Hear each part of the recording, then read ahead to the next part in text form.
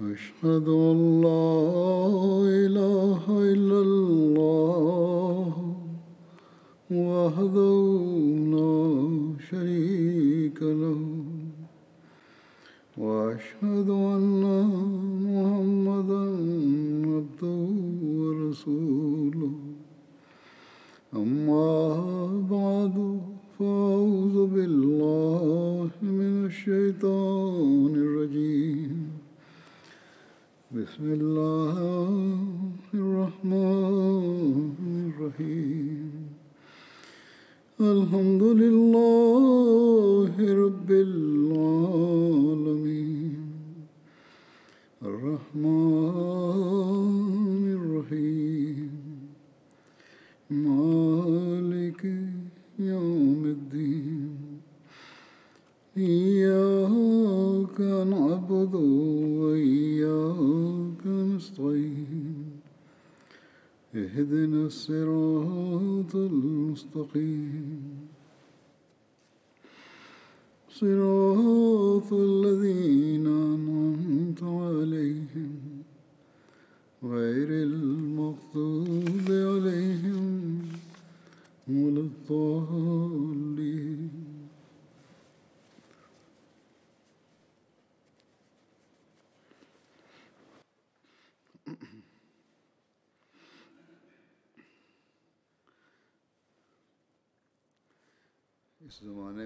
Di zaman ini, Allah Ta'ala sesuai dengan janjinya telah mengutus Imam Zaman Al-Masih dan Al-Mahdi yang dijanjikan sebagai hakim dan adil dalam penghambaan kepada Rasulullah SAW. Dialah hakim adil yang dengan ajaran Islam yang hakiki akan menghimpun seluruh umat Islam menjadi ummatan wahidah, yang mana dia akan menjauhkan penafsiran-penafsiran yang keliru dan perselisihan-perselisihan dalam hal furu' berbagai aliran dan firqah. Lalu dengan cara ini dia menjadikan mereka ummatan wahidah. Dialah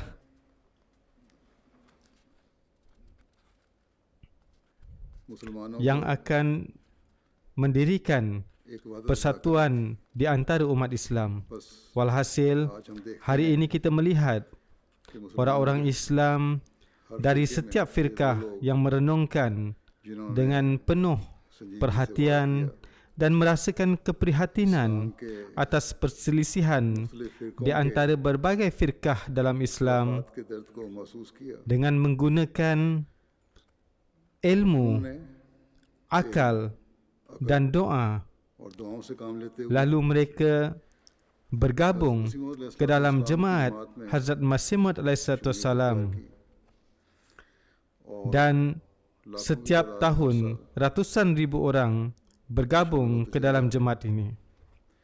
Jemaat Ahmadiyah bukanlah jemaat yang berdiri di atas perbezaan atau perselisihan pandangan dan penafsiran suatu aliran atau firqah. Bahkan ianya sebuah jemaat yang berdiri dengan perantaraan pecinta sejati Hazrat Rasulullah SAW di akhir zaman sesuai dengan nubuatan Hazrat Rasulullah SAW dan janji Allah Ta'ala. Ini adalah jemaat yang setelah biat kepada Hazrat Masih Maud SAW akan menghapuskan perselisihan yang terjadi di antara Syiah dan Sunni dan menjadikan mereka ummatan wahidah.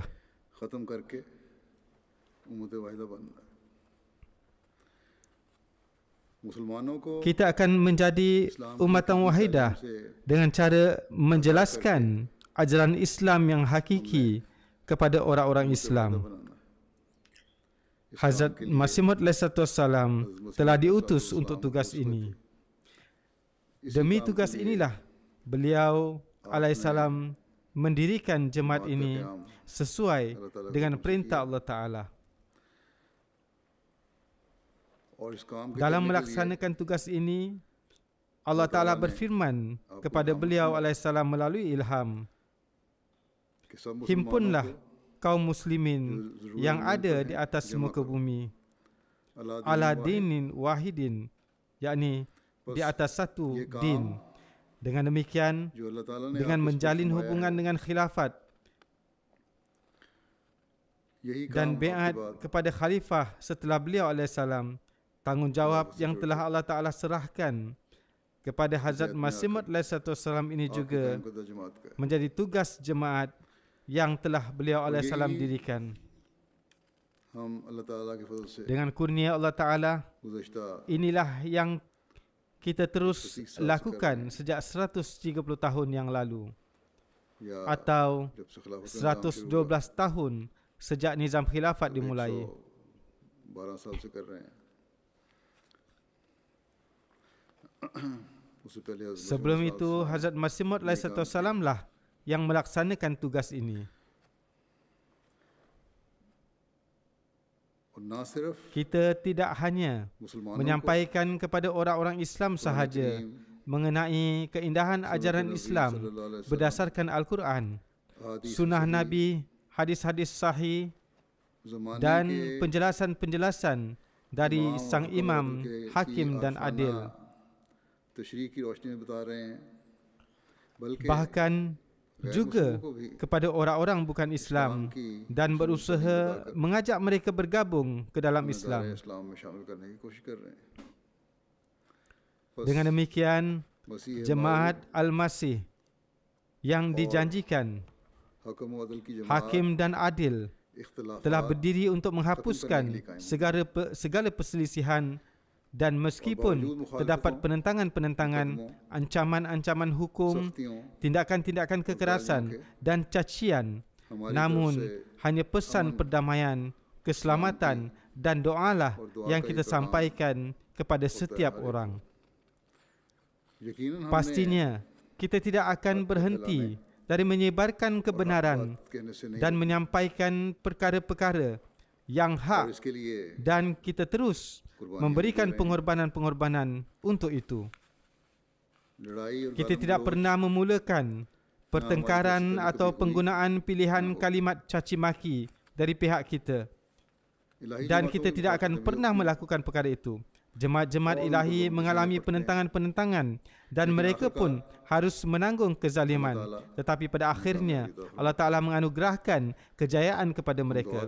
Kita terus berdoa, dan sebagaimana saya telah katakan, kita pun terus berusaha untuk menyebarkan pesan dari imam zaman kepada orang-orang di setiap mazhab dan orang-orang di setiap negara. लेकिन Tetapi आमतुल मुस्लिमीन pada masa ini और dan pada masa yang sama, saya juga mengatakan kepada orang-orang Islam secara umum, mereka yang bersungguh-sungguh mencari kebenaran, mereka yang berkeinginan untuk menghapuskan fitnah dan kekacauan ini, dan mereka yang mempunyai ilmu pengetahuan dan pemahaman, bahawa renungkanlah juga perkara ini, bahawa sejak 1400 tahun yang lalu, kecuali beberapa puluh tahun awal masa umat Muslim, orang-orang Islam telah dan selalu terjerumus ke dalam perselisihan yang mana itu telah melemahkan persatuan dan kesatuan mereka. Saat ini kita sedang menjalani bulan Muharram yang merupakan bulan pertama dalam kalender Islam. Pada awal tahun baru kalender Inggeris, kita saling mengucapkan selamat satu sama lain. Namun sayangnya, pada awal tahun baru Islam terjadi pertumpahan darah di beberapa negara-negara Islam dikarenakan sekterisme. Agama yang sejati, yang merupakan agama yang memberikan ajaran yang agung tentang perdamaian dan keselamatan ini, mengapa pula para penganutnya melakukan kerusuhan dan penumpahan darah di awal tahunnya sendiri. Kita harus merenungkan. Kita harus merubah perilaku kita. Kita harus melihat bagaimana caranya kita dapat menjadikan orang-orang Islam ini umat wahidah atau umat yang satu dan menghapuskan kekacauan-kekacauan serta tindakan-tindakan keganasan ini. Kita harus merenungkan bahawa junjungan kita Muhammad Mustafa sallallahu alaihi wasallam telah menghabarkan mengenai zaman kekacauan ini. Lalu beliau sallallahu alaihi wasallam memberikan juga khabar suka bahawa khilafat ala minhajin nubuwah akan berdiri.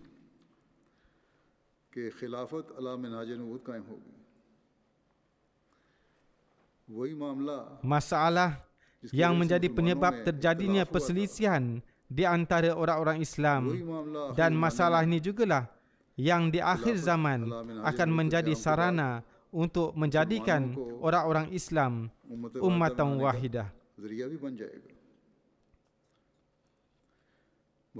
Perkara itu ialah melalui berdirinya khilafat ala minhajin nubuwah yang dengannya kemajuan dan persatuan umat Islam akan menjadi satu tanda yang cemerlang. Walhasil, ketika keadaan-keadaan ini memberitahukan bahawa zaman tanda-tandanya diketahui dari Al-Quran dan hadis itu sedang terus tergenapi atau telah tergenapi, lalu mengapa kita tidak mencari hakim dan adil dan pecinta sejati Hazrat Rasulullah sallallahu alaihi wasallam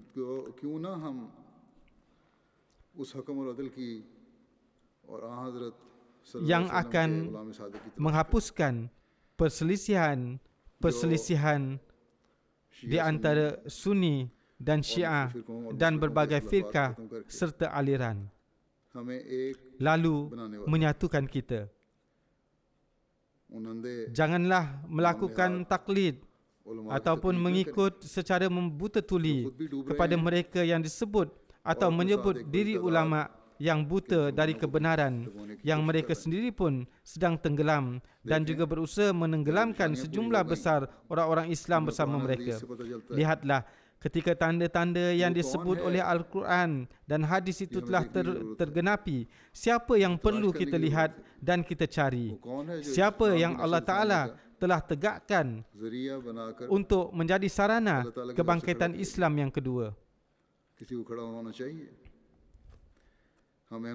Kita para Ahmadi mengatakan bahawa pendiri Jemaat Ahmadiyah Hazrat Mirza Ghulam Ahmad Qadiani alaihissalam adalah yang telah diserahi tugas oleh Allah Ta'ala untuk kebangkitan Islam yang kedua, atau melalui perantaraan beliau alaihissalam lah Allah Ta'ala sedang dan akan membangkitkan Islam untuk kedua kalinya dan akan menggantikan pertengkaran dan kekecauan ini dengan perdamaian dan keselamatan. Maka dari itu, jika pada kita ada akal yang benar, maka kita hendaknya tidak hanya menjadikan Muharram ini bulan untuk menyesalkan atau meluapkan kebencian, kedengkian dan kemarahan kita. Janganlah hanya menjadikan ini sarana untuk mengungkapkan perasaan-perasaan kita, bahkan jadikanlah ini sebagai bulan kecintaan dan kasih sayang satu sama lain. Berjalanlah di atas ajaran yang hakiki, yang adalah hakiki ini, yang adalah ajaran Islam. Berjalanlah di belakang pembimbing yang kepadanya Allah Ta'ala telah menganugerahkan makam ataupun kedudukan hakim dan adil. Barulah kita dapat dikatakan Muslim hakiki, dan barulah kita dapat membawa dunia mengikuti kita. Dalam memberikan nasihat kepada seorang ulama di satu tempat, Hazrat Masih Maud alaihissalam bersabda, kedudukan saya bukanlah kedudukan seorang malwi, bahkan kedudukan saya adalah sunani anbiya yakni yang jalan yang ditempuh oleh para nabi. Terimalah saya sebagai orang samawi yang mendapat tugas dari Tuhan, maka semua pertengkaran dan perselisihan yang menimpa umat Islam dalam sekelip mata akan berakhir. Arti-arti tentang Al-Quran dari dia yang datang sebagai seorang yang diutus Tuhan, sebagai hakim dan adil, ketika ia mengartikan, maka itulah erti yang benar. Demikian pula, ketika ia menyatakan suatu hadis sebagai sahih, maka itulah hadis yang sahih. Jika tidak, lihatlah diri kalian sendiri. Pertengkaran antara kaum Syiah dan kaum Sunni yang hingga sekarang terjadi, bilakah itu akan berakhir?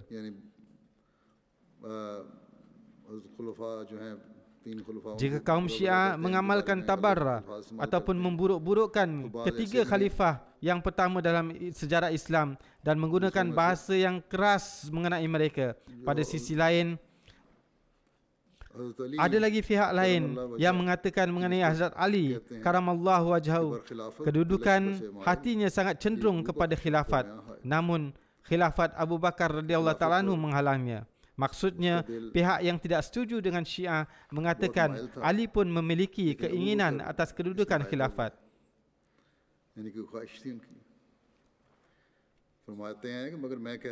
Seterusnya beliau bersabda, namun saya katakan bahawa mereka akan dapat sampai pada kebenaran sampai mereka meninggalkan tata cara mereka itu dan berpandangan sesuai dengan apa yang saya sampaikan. Jika mereka ini tidak yakin, maka sekurang-kurangnya mereka berfikir bahawa pada akhirnya mereka akan mati dan setelah mati tidak mungkin dapat menyelamatkan diri. Tidak mungkin mereka dapat menyelamatkan diri mereka dari kekotoran seperti itu. Ketika dalam pandangan orang-orang yang salah, caci maki bukanlah perkara yang disukai, maka bagaimana ini dapat dianggap sebagai ibadah di hadapan Tuhan yang Maha Suci? Demikian juga ketika manusia melakukan perbuatan-perbuatan yang buruk dan kezaliman, maka ibadahnya di hadapan Allah Ta'ala tidak dapat dikatakan sebagai ibadah. Lebih lanjut, beliau alaihissalam bersabda, oleh kerana itu saya katakan bahawa datanglah kepadaku dan dengarlah supaya kamu semua melihat kebenaran. Keinginan saya adalah tanggalkan seluruh pakaian itu, lakukanlah taubat yang hakiki dan jadilah seorang mukmin yang sejati. Tanggalkanlah pakaian akidah-akidah palsu dan keliru tersebut dan lakukanlah taubat hakiki, barulah kamu dapat menjadi orang yang beriman. Kemudian mengenai imam yang kamu semua tunggu-tunggu, saya katakan bahawa itu adalah saya sendiri. Ambillah buktinya dari saya. Jadi inilah hakikat yang dengannya dapat diperoleh pemahaman benar mengenai agama. Akhirilah segala pertikaian, pertengkaran dan keegoan satu sama lain. Kemudian hadirlah di hadapan Allah Ta'ala, berdoalah kepadanya dan lakukanlah taubat yang hakiki. Perkara ini baru dapat terjadi ketika mereka membersihkan hati mereka dari segala kekotoran dan bersujud di hadapan Allah Ta'ala. Maka Allah Ta'ala akan memberikan petunjuk yang benar.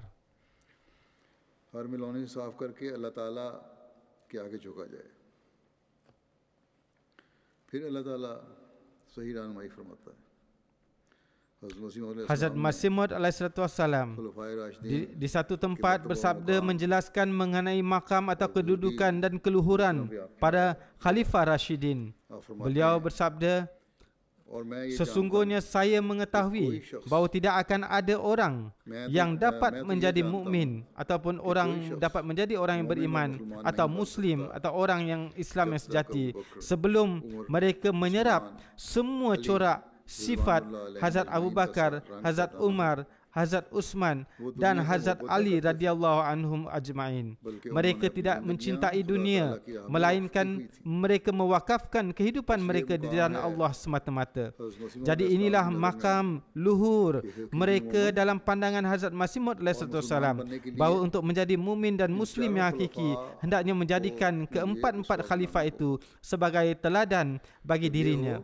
Ketika perkara ini yang terjadi, maka tidak tersisa lagi perdebatan mengenai firqah atau aliran. Maka dari itu, inilah akidah Jemaat Ahmadiyah, bahawa beliau semua, yakni keempat-empat Khalifah Rashidin adalah teladan bagi kita. Ketika kita memiliki akidah seperti ini, maka bukankah hanya Jemaat Ahmadiyah lah satu-satunya yang merupakan jemaat yang mengakhiri perpecahan di antara umat Islam dan menciptakan persatuan di antara mereka?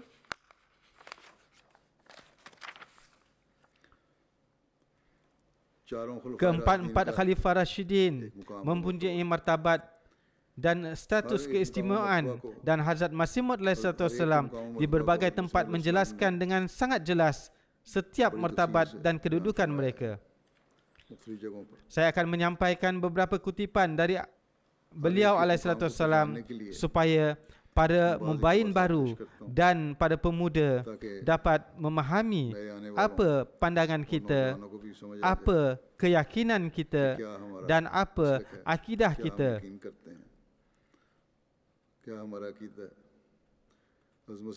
Hazrat Masih Maud SAW bersabda, di masa ini atau di masa itu, iaitu di awal masa kekhalifahan Hazrat Abu Bakar, Musailamah Al-Kadzab membuat orang-orang berkumpul menyokongnya dengan cara memberikan ibahah ataupun memberikan pembolehan dan kebebasan atas berbagai perkara sebagaimana mereka harapkan. Ia menyampaikan penafsiran yang keliru dan menyatakan perkara-perkara yang salah sebagai jaiz, diperbolehkan ataupun dibenarkan. Dalam keadaan seperti itu, Hazrat Abu Bakar radhiyallahu ta'ala terpilih sebagai khalifah. Seseorang dapat membayangkan begitu besar kesulitan yang akan muncul seandainya beliau, yakni Hazrat Abu Bakar radhiyallahu ta'ala tidak memiliki kekuatan hati dan corak keimanan Hazrat Nabi Muhammad SAW tidak terdapat di dalam imannya. Tentulah beliau pun mendapat kesulitan besar dan akan tergugah. Namun As-Siddiq radhiyallahu ta'ala itu, Hazrat Abu Bakar, berada di naungan, di bawah naungan Nabi Muhammad SAW. Dengan kata lain, beliau radhiyallahu ta'ala merupakan sahabat yang sangat dekat kepada Nabi Muhammad SAW dan berada di bawah pengaruh Nabi Muhammad SAW. Pengaruh akhlak Nabi Muhammad SAW sedemikian rupa membekas ke atas diri beliau radhiyallahu ta'ala anhu, dan hati beliau radhiyallahu ta'ala anhu pun telah dipenuhi cahaya keyakinan. Inilah mengapa sebabnya keberanian dan keistimewaan yang beliau perlihatkan sepeninggalan Hazrat Rasulullah SAW sungguh muskil menemukan bandingannya. Kehidupan beliau radhiyallahu ta'ala anhu adalah kehidupan Islam. Tak perlu perdebatan panjang atas perkara ini. Pelajarilah berbagai peristiwa pada waktu itu dan renungkanlah perkhidmatan Hazrat Abu Bakar terhadap Islam. Saya katakan dengan sesungguhnya bahawa Hazrat Abu Bakar radhiyallahu ta'ala anhu ini merupakan Adam Sani, ini Adam yang kedua bagi Islam. Saya memegang keyakinan bahawa seandainya sepeninggalan Hazrat Nabi Muhammad SAW tidak ada wujud Hazrat Abu Bakar, tentulah tidak akan ada lagi Islam. Artinya, untuk menyelamatkan dari serangan musuh dan menjaga syariat, Allah Ta'ala telah menegakkan Hazrat Abu Bakar As-Siddiq radhiyallahu ta'ala anhu pada saat itu. Beliau radhiyallahu ta'ala anhu menganugerahkan kehidupan bagi wujud Islam melalui sarana tarbiyat khusus dan jalinan istimewa yang beliau miliki dengan Rasulullah SAW.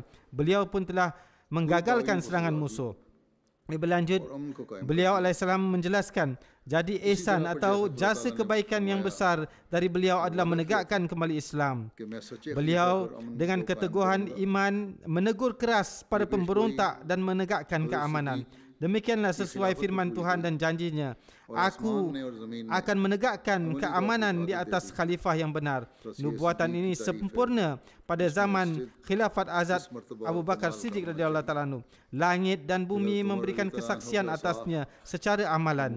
Jadi pengertian As-Siddiq adalah seseorang yang di dalamnya harus terdapat sifat siddiq, kebenaran sampai pada martabat dan kesempurnaan seperti beliau itu. Hazrat Masih Maud menjelaskan perihal sifat-sifat dan makam Hazrat Umar radhiyallahu anhu. Tahukah kamu betapa mulianya darjat Hazrat Umar radhiyallahu anhu di kalangan para sahabat? Perkara demikian sehingga beberapa kali ayat-ayat Quran Syarif turun sesuai dengan cetusan fikiran beliau ketika itu. Hadis ini menjelaskan mengenai beliau radhiyallahu ta'ala anhu. Bahkan syaitan pun lari dari bayangan Hazrat Umar. Hadis lain meriwayatkan, jika ada lagi Nabi sesudahku, itulah Umar, putra Al-Khattab. Hadis ketiga meriwayatkan, sesungguhnya di dalam kaum terdahulu terdapat para muhadis, maka bila ada muhadis di antara umatku ini, tentulah Umar, putra Al-Khattab orangnya. Selanjutnya Hazrat Masih Maud SAW bersabda dalam menjelaskan mengenai Hazrat Abu Bakar, Hazrat Umar dan Hazrat Uthman radhiyallahu anhum secara keseluruhan, bahawa Tuhan saya telah memperlihatkan kepada saya bahawa sesungguhnya Hazrat Abu Bakar As-Siddiq, Hazrat Umar Al-Faruq dan Hazrat Uthman radhiyallahu anhum, Allah Ta'ala adalah orang-orang soleh lagi beriman. Mereka itu termasuk orang-orang yang dipilih secara khusus oleh Allah yang Maha Pengasih dengan berbagai kurnianya.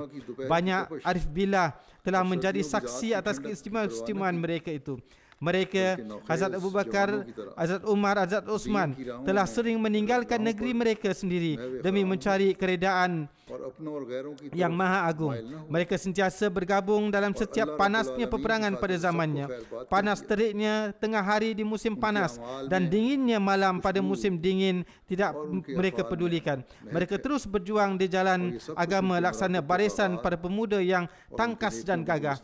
Mereka tidak condong kepada orang-orang yang dekat di sekitar mereka dan tidak pula kepada orang-orang yang jauh. Mereka telah meninggalkan segala sesuatu demi Allah, Tuhan sekalian alam.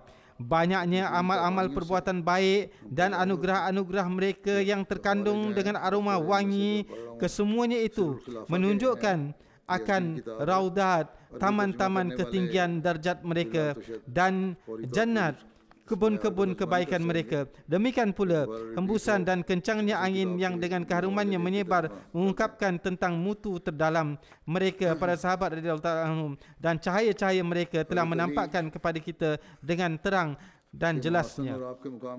Referensi yang saya ambil ini banyak dari buku berbahasa Arab, Sirul Khilafah. Hazrat Masih Maud SAW bersabda mengenai keistimewaan Hazrat Ali radhiyallahu anhu.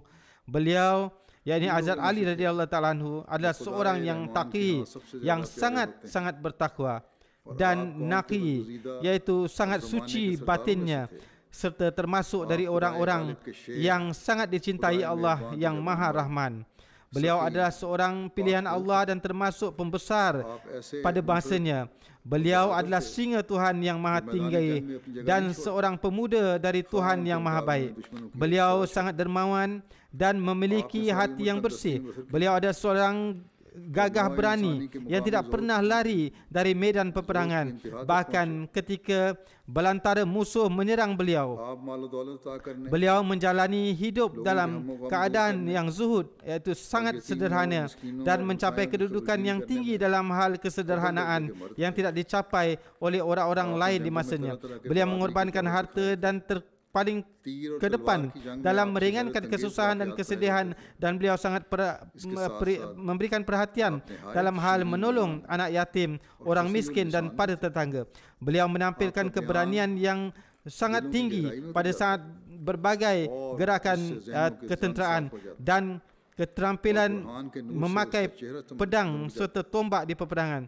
Tambahan pula di samping itu, beliau pun seorang pembicara yang indah, lagi merupakan juru pemidato yang sangat fasih. Ucapan beliau memiliki pengaruh yang mendalam yang menusuk ke lubuk hati bagi para pendengarnya, yang dengan kata-katanya beliau menghilangkan karat-karat kalbu serta menerangi hati-hati dengan cahaya pertimbangan. Beliau adalah seorang yang sangat terkemuka, dan orang-orang yang ahli dalam perkara ini lalu datang kepada beliau untuk bertanding akan gugur, terkuasai dan kalah.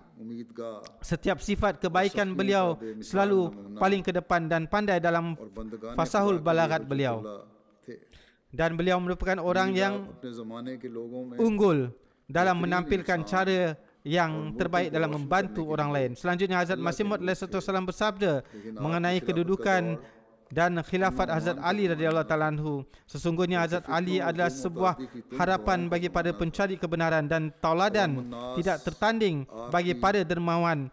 Beliau adalah bukti adanya Allah atas hamba-hambanya dan sebaik-baik teladan pada zamannya. Beliau adalah cahaya Allah yang telah menyinari berbagai negeri. Akan tetapi masa kekhalifahan beliau bukanlah masa yang aman dan damai, melainkan pada masa beliau itu sebuah masa badai fitnah dan permusuhan. Sementara itu orang-orang iaitu kaum muslimin ketika berselisih pula tentang kekhalifahan beliau radhiyallahu taala anhu dan kekhalifahan Ibnu Abi Sufyan yang mengenai perkara itu. Mereka layaknya orang-orang yang bingung melihat kepada keduanya.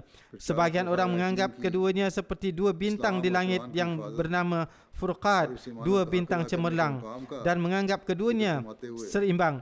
Namun pada hakikatnya adalah kebenaran itu berada di pihak Al-Murtada, iaitu Hazrat Ali. Siapa yang berperang melawan beliau, maka mereka ialah pemberontak dan pelampau batas. Selanjutnya dalam menjelaskan berkenaan dengan keempat khalifah Rashidin, penjagaan Islam dan Al-Quran dan juga makam dalam memenuhi amanah tersebut, Hazrat Masih Maud SAW bersabda, akaidah ini adalah sangat penting bahawa Hazrat Abu Bakar Siddiq, Hazrat Faruqi Umar radhiyallahu taala anhu, Hazrat Zun Nurain, ini Hazrat Uthman radhiyallahu taala anhu, dan Hazrat Ali Al-Murtaza radhiyallahu anhu, semuanya secara fakta dan peristiwa adalah amin yang paling terpercaya dalam perkara menjaga agama dan memiliki keimanan yang lurus dengan sesungguh-sungguhnya. Hazrat Abu Bakar radhiyallahu taala anhu adalah Adam Musani, Adam kedua bagi Islam, dan demikian pula Hazrat Umar dan Hazrat Uthman radhiyallahu anhum.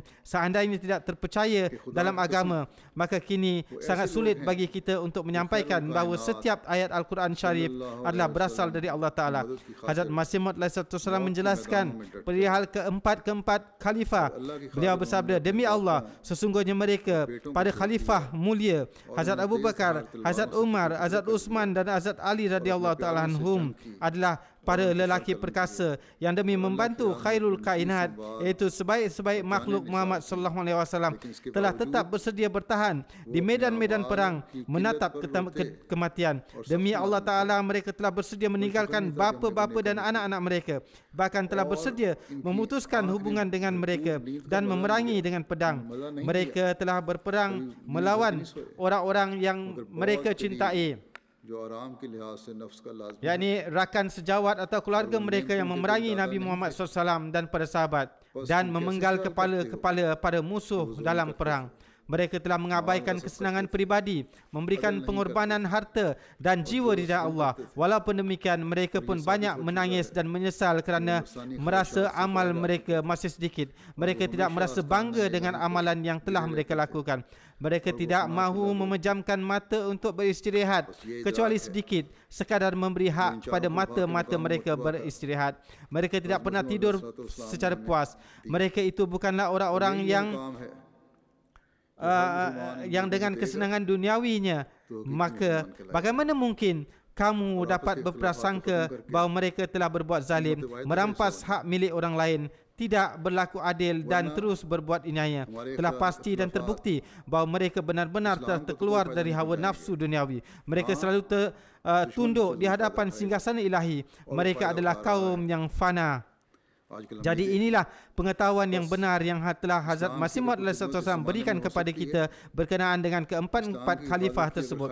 Seorang Muslim dapat disebut Muslim yang benar hanya bila mengenali makam dan kehormatan pada wujud suci tersebut, dan dengan menghentikan perselisihan satu sama lain di kalangan Muslim, maka ia menjadi bahagian dari umat yang satu. Jika tidak demikian, perselisihan dan pertengkaran dalaman kita tidak akan memberikan manfaat kepada Islam sama sekali. Pihak yang memusuhi Islam pasti akan mengambil manfaat dari keadaan ini, dan memang sedang mereka lakukan sebagaimana saat ini kita sedang saksikan. Jadi jika ada perkhidmatan yang dapat dilakukan bagi Islam pada zaman ini, dan jika berhasrat untuk menjaga Islam, perkara itu dapat dilakukan dengan bergabung dengan sang jariullah, iaitu Hazrat Masih Maud alaihissalam.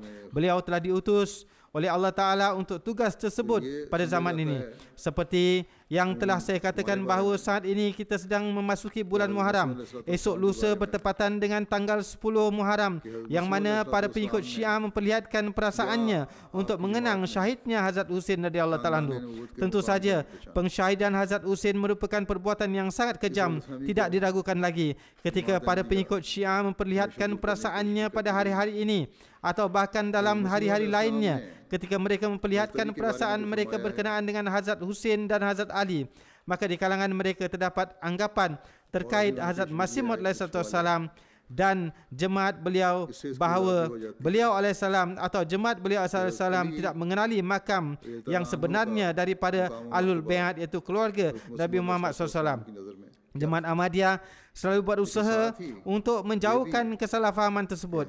Apa yang telah disabdakan oleh Hazrat Masih Maud alaihissalam berkenaan dengan Hazrat Ali yang saya bacakan pada hari ini, seseorang dapat memahami dengan jelas bagaimana makam dan kehormatan Hazrat Ali radhiyallahu ta'ala anhu dalam pandangan Hazrat Masih Maud alaihissalam. Tetapi bersamaan dengan itu, kita pun meyakini bahawa ketiga-tiga khalifah yang lainnya pun berada di atas kebenaran. Saat ini akan saya sampaikan dengan rujukan dari tulisan dan sabda Hazrat Masih Maud alaihissalam bagaimana makam dan kedudukan keluarga Rasulullah SAW dalam pandangan beliau alaihissalam, dan apa nasihat yang beliau berikan kepada jemaat beliau dalam perkara ini.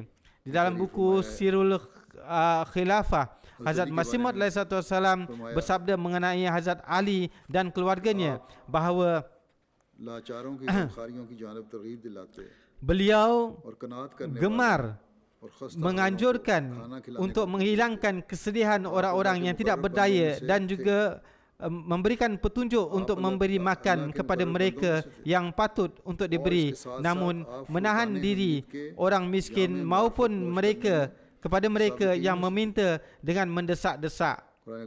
Beliau termasuk hamba-hamba yang dekat dengan Allah Ta'ala, dan di samping itu beliau termasuk yang unggul dan terkedepan dalam hal meminum susu dari gelas, iaitu sumber mata air Al-Furqan, pemahaman yang mendalam tentang Al-Quran. Beliau meraih pemahaman yang sangat luar biasa dalam memahami kehalusan Al-Quran. Selanjutnya Hazrat Masih Maud alaihissalam bersabda, saya pernah berjumpa dengannya, iaitu dengan Hazrat Ali, dalam kasyaf, yakni dalam keadaan terjaga, bukan dalam keadaan tidur. Dalam keadaan demikian, Hazrat Ali memberikan saya sebuah kitab tafsir terhadap kitab Tuhan yang Maha Ghaib dan bersabda, ini adalah tafsir saya dan sekarang ini saya berikan kepada anda. Selamat kerana anda telah diberikan anugerah ini. Saya lalu menghulurkan tangan dan menerima kitab tafsirnya. Saya pun bersyukur kepada Allah Ta'ala yang Maha pemilik kekuasaan dan Maha menganugerahkan. Saya mendapatinya ini Hazrat Ali sebagai seorang yang berperwatakan seimbang, berbudi pekerti lurus, sopan santun, rendah hati, berseri-seri dan bercahaya. Saya bersumpah sesungguhnya Hazrat Ali radhiyallahu ta'ala anhu menjumpai saya dengan penuh kecintaan dan keramahan. Dilekatkan dalam hati saya bahawa beliau mengenali saya dan mengetahui akidah saya. Beliau juga mengetahui perkara-perkara yang saya berbeza pandangan dengan kaum Syiah dalam akidah dan keyakinan. Namun beliau tidak memperlihatkan suatu ketidaksukaan atau ketidaksetujuan. Tidak juga beliau berpaling dari saya. Justru beliau menemui saya dan mencintai saya layaknya kekasih yang tulus dan mengungkapkan kecintaannya itu bagaikan seorang sahabat yang sejati dan tulus.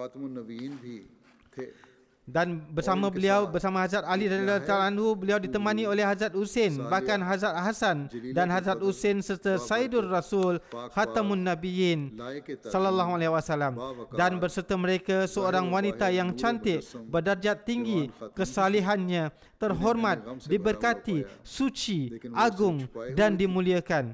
Mutu tinggi batiniah dan lahiriah beliau mengandungi cahaya rohani. Saya mendapati beliau radhiyallahu ta'ala anha sedang penuh dengan kesedihan, tetapi selalu beliau sembunyikan. Disampaikan ke dalam hati saya bahawa beliau radhiyallahu ta'ala anhu adalah Fatimah Az-Zahra.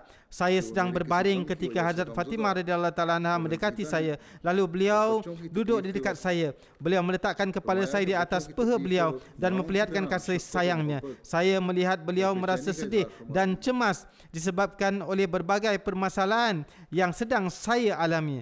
Beliau merasa hiba dan risau laksana seorang ibu yang gelisah atas penderitaan anaknya. Hazrat Masih Maud SAW dalam perkara ini bersabda bahawa Hazrat Fatimah radhiyallahu taala bersikap baik kepada beliau dan mencemaskan keadaan beliau layaknya seorang ibu ketika anaknya sedang dalam kesulitan. Para maulwi itu ulama-ulama yang berfikiran kotor terus melontarkan tuduhan kepada Hazrat Masih Maud SAW yang berkaitan dengan tulisan ini dengan mengatakan, pendiri Ahmadiyah berkata Hazrat Fatimah meletakkan kepalaku di atas pahanya. Sebenarnya yang Hazrat Masih Maud SAW sabdakan di kalimat ini dalam konteks latar belakangnya pernyataan kecintaan seorang ibu kepada anaknya. Namun apa yang dapat seseorang jelaskan kepada orang-orang yang sudah berfikiran kotor yang tidak senonoh itu, umat muslim yang awam setelah mendengar ucapan para maulwi itu beranggapan bahawa Hazrat Masih Maud SAW telah berlaku tidak baik kepada Hazrat Fatimah radhiyallahu taala anha. Nauzubillah, Hazrat Masih Maud SAW telah menjelaskan perkara itu lebih lanjut dengan bersabda betapa pengasihnya Hazrat Fatimah radhiyallahu taala kepada saya sebagaimana seorang ibu bersikap pengasih kepada anaknya. Lebih lanjut, Hazrat Masih Maud SAW bersabda, saya lalu diberitahu bahawasanya hubungan saya dengan beliau iaitu Hazrat Fatimah ialah dalam pandangan Hazrat Fatimah kedudukan saya seperti salah seorang anaknya secara rohani. Terdetik di dalam hati saya bahawa kesedihan beliau merupakan isyarat pada suatu kezaliman yang akan saya alami dari bangsa saya sendiri, penduduk negeri ini dan pihak-pihak yang memusuhi. Artinya Hazrat Fatimah bersedih setelah mengetahui bahawa anaknya akan terpaksa mengalami kezaliman ini. Kemudian datanglah Hazrat Hasan radhiyallahu taala anhu dan Hazrat Husain radhiyallahu taala anhu mendekat kepadaku. Keduanya memperlihatkan rasa cinta layaknya saudara dan mendatangiku. Bak dua orang bersimpati kepada aku. Itu berupa satu kasyaf dalam keadaan terjaga dan satu keadaan yang sudah bertahun-tahun berlalu. Kemudian beliau alaihissalam bersabda, dan saya memiliki hubungan yang halus dengan Ali dan Al-Husain dan tidak ada yang mengetahui rahsia ini kecuali Allah, Rabb, Tuhan pemilik dua arah di timur dan di dua arah di barat. Dan sesungguhnya saya mencintai Ali dan kedua puteranya Hasan dan Husain. Kerana itu siapa yang memusuhi beliau, saya pun memusuhinya. Bersamaan dengan itu, saya bukan termasuk orang-orang yang zalim dan berbuat tanpa pemikiran. Saya tidak mungkin memalingkan muka dari apa-apa yang telah Allah bukakan kepada saya. Dan saya bukan termasuk orang-orang yang melampaui batas. Selanjutnya, dalam satu kesempatan, Hazrat Masih Maud SAW bersabda di dalam kasidah ini, saya menulis berkaitan dengan Imam Husain radhiyallahu taala anhu atau menjelaskan dalam kaitannya dengan Hazrat Isa alaihissalam yang mana ini bukan buatan manusia. Kotorlah dia yang darinya menggunakan bahasa kecaman kepada orang-orang yang kamil atau sempurna dan soleh. Saya berkeyakinan bila ada manusia yang menggunakan kata-kata buruk kepada Husain atau Isa atau orang suci manapun, satu malam saja ia tidak akan hidup dan ancaman. Siapa yang memusuhi waliku, tentu sahabatnya iaitu Tuhan akan mencengkamnya, akan berlaku kepadanya. Selamatlah ia yang memahami urusan-urusan langit dan menaruh perhatian kepada amalan-amalan berdasarkan hikmah Tuhan. Hadis yang beliau rujuk di atas adalah yang bermaksud siapa yang berusaha memusuhi waliku, nescaya aku umumkan perang terhadapnya. Ketika seseorang mengungkapkan kecintaannya dalam majlis peribadi, tidak ada orang lain di dalamnya, maka pernyataan kasih sayang tersebut merupakan suara kalbunya. Adapun wujud suci yang kepadanya Allah Ta'ala memberikan kedudukan yang terkemuka, setiap ucapannya merupakan suara hati. Namun para pelontar keberatan tuduhan ini hendaknya faham bagaimana pernyataan rasa cinta yang beliau lantunkan ketika berada di dalam rumah. Beliau alaihissalam tidak hanya menyampaikan pengungkapan kecintaan kepada Hazrat Husain atau Ahli Bait itu dalam bentuk tulisan, sabda atau dalam suatu majlis, bahkan dalam lingkungan rumah tangga pun, ketika duduk-duduk bersama anak-anak beliau, ungkapan rasa cinta itu. Hazrat Mirza Bashir Ahmad radhiyallahu taala anhu, putera Hazrat Masih Maud SAW, meriwayatkan disebabkan oleh rasa cinta kepada Hazrat Rasulullah SAW, Hazrat Masih Maud SAW sangat mencintai ahli baiat, iaitu keluarga Rasulullah SAW. Suatu waktu di bulan Muharram, Hazrat Masih Maud SAW sedang berbaring di atas carpai beliau, di atas katil beliau. Beliau alaihissalam lalu memanggil saudari kami, saudara perempuan kami, Mubarakah Begum dan saudara kami almarhum Mubarak Ahmad, yang dari antara kami bersaudara ialah yang paling kecil. Beliau bersabda, marilah kemari anak-anakku, anak-anakku, ayah akan menceritakan sebuah peristiwa di bulan Muharram. Kemudian dengan penuh keharuan beliau menceritakan mengenai peristiwa-peristiwa berkenaan dengan kesyahidan Hazrat Imam Husain radhiyallahu taala anhu. Seraya menceritakan peristiwa-peristiwa tersebut, mata beliau berlinangan dengan air mata yang mengalir deras. Jari jemari tangan beliau berkali-kali mengusap mata beliau yang berair. Setelah selesai menceritakan kisah menyedihkan ini, beliau bersabda dengan sangat penuh kedukaan, Yazid si kotor itu menjadi kotor di balik perbuatan zalim terhadap cucu Nabi kita yang mulia sallallahu alaihi wasallam. Namun demikian, Tuhan juga telah dengan sangat cepat menurunkan azabnya kepada orang-orang zalim itu. Saat Hazrat Masih Maud SAW menceritakan itu, sungguh keadaan beliau penuh dengan keadaan pilu. Nampak beliau dipenuhi penderitaan berat ketika menggambarkan peristiwa pensyahidan mengerikan atas buah hati junjungan beliau sallallahu alaihi wasallam. Dan ini semua disebabkan oleh rasa cinta yang dalam kepada sang Rasulullah sallallahu alaihi wasallam. Berkaitan dengan ini, Nawab Mubarakah Begum Sahibah sendiri dalam sebuah kesempatan meriwayatkan yang masih tentang peristiwa ini. Suatu kali Hazrat Masih Maud SAW sedang berbaring di atas carpai atau katil. Saya dan Mubarak membawa seperti kura-kura yang ingin kami perlihatkan kepada beliau alaihissalam. Beliau alaihissalam bersabda, mari kemari. Apa yang kami bawa tadi beliau tidak pedulikan. Lalu beliau bersabda, ayah akan menceritakan kisah Muharram pada kamu. Kami lalu duduk dekat beliau alaihissalam. Saat itu 10 hari pertama bulan Muharram, beliau mulai menceritakan kisah syahidnya Hazrat Imam Husain alaihissalam radhiyallahu ta'ala anhu. Beliau bersabda, beliau yakni Imam Husain adalah cucu Nabi kita, Nabi yang mulia sallallahu alaihi wasallam. Orang-orang munafik yang kejam mensyahidkan beliau yang dalam keadaan haus dan lapar di padang Karbala. Kemudian beliau, Nawab Mubarakah Begum Sahibah, melanjutkan penjelasan Hazrat Masih Maud SAW. Beliau alaihissalam bersabda, hari itu langit berwarna merah. Hari itu langit berwarna merah. Dalam waktu 40 hari, kemurkaan Allah Ta'ala mencengkam pada pembunuh yang zalim itu. Ada yang mati kerana kusta, ada yang mendapat azab ini, dan ada yang mendapat azab itu. Bila mana saja beliau alaihissalam menyebut tentang Yazid, beliau selalu menyebutnya Yazid Palid, iaitu Yazid yang kotor. Cukup panjang riwayat yang beliau alaihissalam ceritakan. Pada saat beliau bercerita, keadaan beliau sedemikian rupa penuh haru. Air mata beliau mengalir yang beliau yang beliau lap dengan jari telunjuk beliau. Ketika seseorang mendengar kisah kezaliman ini, maka berdirilah bulu romanya. Riwayat-riwayat menyebutkan ketika pasukan Imam Husain dikalahkan, dibunuh habis oleh musuh, beliau Hazrat Imam Husain radhiyallahu ta'ala mengarahkan kuda yang ditungganginya ke arah Furat, itu sungai Furat.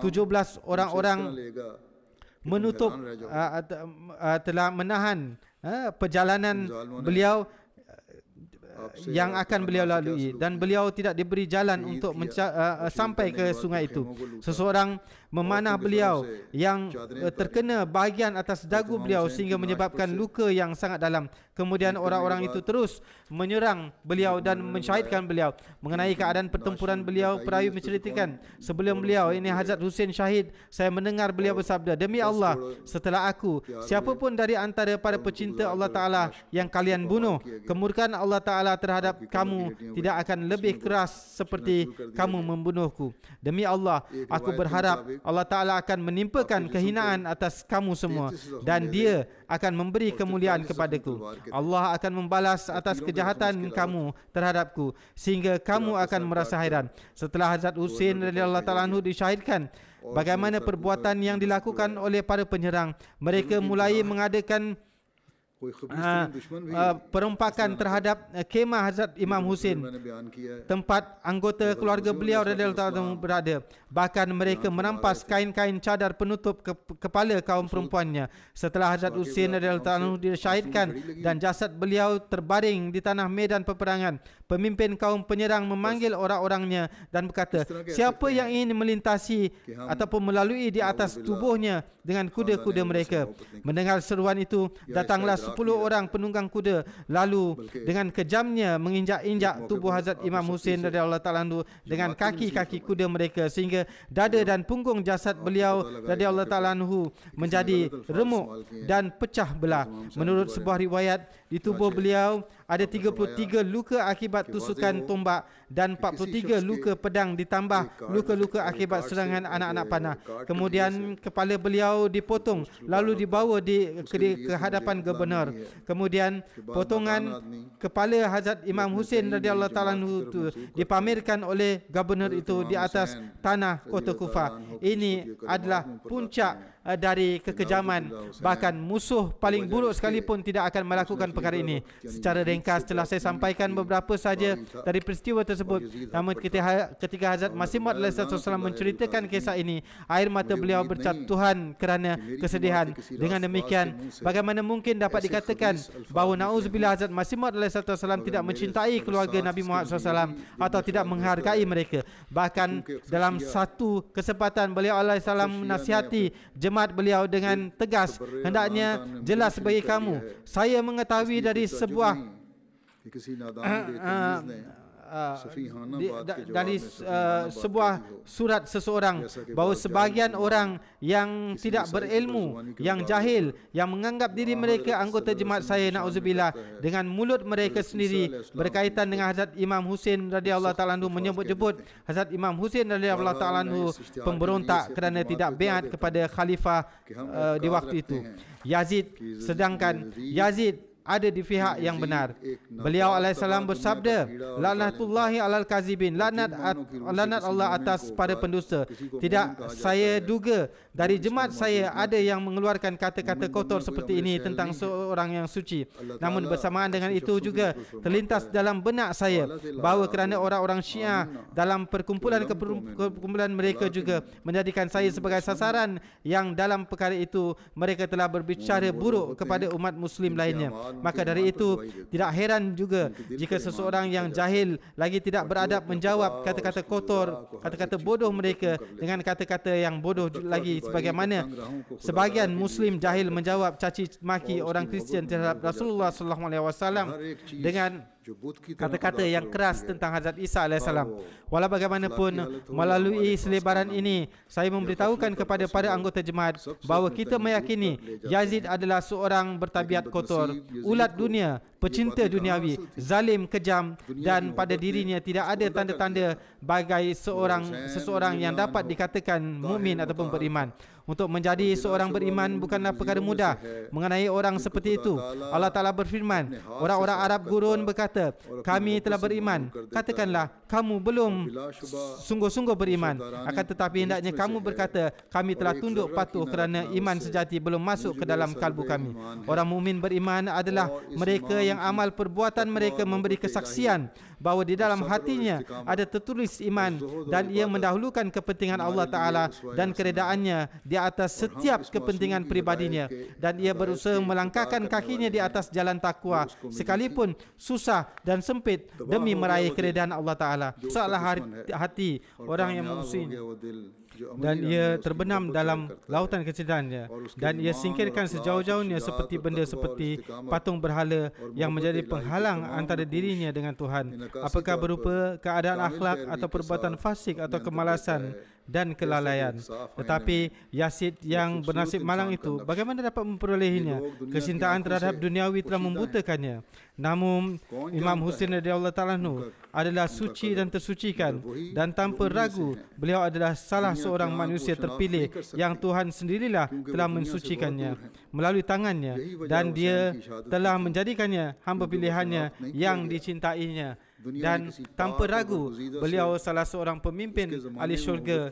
Dan jika satu zarah ataupun sedikit saja menyimpan rasa benci dalam hati kepadanya, akan mengakibatkan hilangnya iman. Ketakwaan, kecintaan kepada Tuhan, kesabaran, istiqamah dan zuhud serta ibadah dari sang imam ini bagi kita merupakan uswah hasanah, dan kita adalah orang-orang yang mengikuti petunjuk yang diterima imam yang maksum ini. Rosaklah hati orang yang memusuhinya, dan berjayalah hati yang menaruh kecintaan kepadanya serta menampakkannya dalam corak amal perbuatan. Iman beliau, akhlak beliau, keberanian beliau, ketakwaan dan istiqamah beliau serta kecintaan kepada beliau kepada Tuhan, gambaran semuanya itu telah terlukis secara sempurna dalam diri beliau, laksana gambaran seorang yang tampan atau cantik terlihat di sebuah cermin yang jernih. Orang seperti ini tersembunyi dari mata dunia. Siapa yang dapat mengetahui martabat sejati orang seperti ini selain mereka yang dari kalangannya? Mata orang duniawi tidak akan dapat mengenalnya sebab beliau sangat jauh dari dunia. Itulah yang menyebabkan kesyahidan Hazrat Husain radhiyallahu ta'ala anhu, sebab beliau tidak dikenali martabat sejatinya oleh mereka. Pernahkah dunia telah mencintai orang-orang suci dan soleh pada zaman kehidupannya sehingga kita harapkan mereka memperlihatkan juga kecintaan kepada Husain radhiyallahu ta'ala anhu? Ringkasnya, merendahkan Husain ialah perkara yang membuat seseorang masuk ke dalam tingkat kemalangan dan ketiadaan iman yang paling rendah. Dan siapa yang menghina Hazrat Husain radhiyallahu ta'ala anhu atau siapa pun wali yang termasuk dari aimah atau para imam yang mutahirin ataupun yang suci, akan sekalipun secara halus menggunakan kata-katanya, maka ia mensisihkan imannya, sebab Allah yang Maha Perkasa menjadi musuh orang-orang seperti itu yang memusuhi hamba pilihan dan orang-orang yang dicintainya. Jadi setelah mendengar semua ini, bagaimana seseorang dapat mengatakan bahawa Hazrat Masih Maud SAW tidak mencintai keluarga Muhammad SAW? Tidak ada yang dapat menyamai kecintaan beliau terhadap keluarga Muhammad SAW. Dan ini juga beliau SAW sampaikan, sejauh mana kaum Syiah sampai pada basas melampaui batas, Hazrat Masih Maud SAW juga menjelaskan hakikat yang sebenarnya. Bila mana saja kaum Sunni melakukan kesalahan, Hazrat Masih Maud SAW juga menasihati supaya melakukan perbaikan diri. Indah pekerjaan seorang hakim dan adil. Allah Ta'ala mengutus beliau alaihissalam untuk tabligh dan menyebarkan ajaran hakiki Islam. Namun meskipun demikian, kedua firqah besar ini, iaitu Sunni dan Syiah, tetap saja mengatakan perkara-perkara buruk terhadap para Ahmadi. Kita juga dijadikan sasaran kezaliman. Tapi meskipun demikian, kita meneruskan pekerjaan ini dengan sabar dan istiqamah, iaitu pekerjaan yang dipikulkan pada kita, yang untuk itu kita baiat pada Hazrat Masih Maud SAW bahawa kita akan menyebarkan Islam hakiki ke seluruh dunia dan menjadikan uswah ataupun keteladanan yang diperlihatkan Hazrat Husain radhiyallahu ta'ala anhu sebagai pedoman. Hazrat Muslim Maud radhiyallahu ta'ala anhu dalam sebuah syairnya bersabda bahawa वो तुमको हुसैन बनाते हैं और आप यजीदी बनते हैं, ये क्या ही सस्ता सौदा है, दुश्मन को तीर चलाने दो. Mereka menjadikan kamu semua Husain sedangkan mereka sendiri menjadi Yazid. Betapa ini jual beli yang murah. Biarkanlah musuh melancarkan anak-anak panahnya. Jadi pengorbanan kita insya-Allah tidak akan sia-sia.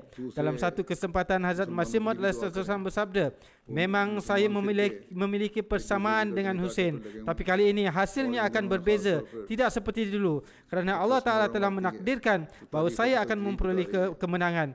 Kali ini kemenangan akan diperolehi oleh orang-orang yang memiliki sifat-sifat Husain, insya-Allah Ta'ala. Dalam kata lain, insya-Allah kemenangan ini akan wujud secara zahiriah juga. Musuh akan kalah dan gagal. Jadi untuk itu saat ini seharusnya kita lebih menekankan lagi pada doa-doa, khususnya pada bulan Muharram ini dan sentiasa seterusnya, apalagi saat ini ketika mereka yang memusuhi kita sedang pada puncaknya dalam menentang dan mengerahkan segala kekuatannya, khususnya di Pakistan dan juga di tempat lain. Hendaknya kita banyakkanlah berdoa dan membaca selawat. Semakin banyak kita tunduk di hadapan Allah Ta'ala, maka semakin cepat Allah Ta'ala menganugerahkan kita kemenangan dan keberhasilan. Selama hari-hari ini secara khusus, doakan jugalah untuk orang-orang Islam lainnya, kerana berbagai golongan Islam telah bertekad saling bunuh antara satu terhadap yang lain. Khususnya dalam hari-hari ini ketika 10 Muharram tiba, maka sejarah masa lalu sampai saat ini membuktikan bahawa ada sahaja serangan yang terjadi di tempat-tempat suci, tempat-tempat tertentu dan tempat-tempat ziarah lainnya, atau perkumpulan orang-orang Syiah di berbagai tempat lainnya juga, sehingga banyak orang yang disyahidkan. Mereka disyahidkan atas nama agama. Semoga Allah Ta'ala memberi mereka akal, dan semoga sekurang-kurangnya tahun ini kita tidak mendengar khabar dari negara manapun bahawa umat Islam telah membunuh umat Islam lainnya. Semoga umat Islam segera mengenali kebenaran bahawa kemenangan Islam yang sudah ditakdirkan Allah Ta'ala itu telah ditakdirkan akan diperolehi melalui Hazrat Masih Maud SAW. Semoga mereka memahami bahawa sekarang keberhasilan baru dapat diraih jika kita biat pada Imam zaman, iaitu Hazrat Masih Maud SAW. Semoga Allah Ta'ala memberi taufik. Amin.